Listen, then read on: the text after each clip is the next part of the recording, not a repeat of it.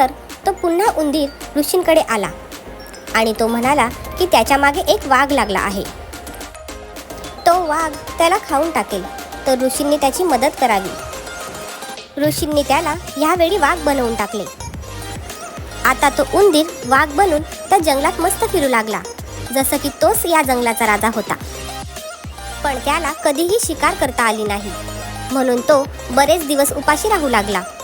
त्याने एकदा ऋषींना जाऊन भेट दिली. ऋषी तपस्या करत बसले होते. वाघाने दुरूनच त्यांना पाहिले आणि त्याच्या तोंडाला पाणी सुटले. त्याने विचार केला, आता आपण आपली भूक भागवण्यासाठी ऋषींनाच खाऊन टाकावे. तो धावत ऋषींकडे जाऊ लागला. ऋषींवर झडप घालणार तोवरच ऋषींनी डोळे उघडले आणि वेळ न घालवता त्यांनी जादूने परत त्याला उंदीर बनवले. तात्पर्य: अधिकार अशा लोकांना दिले पाहिजे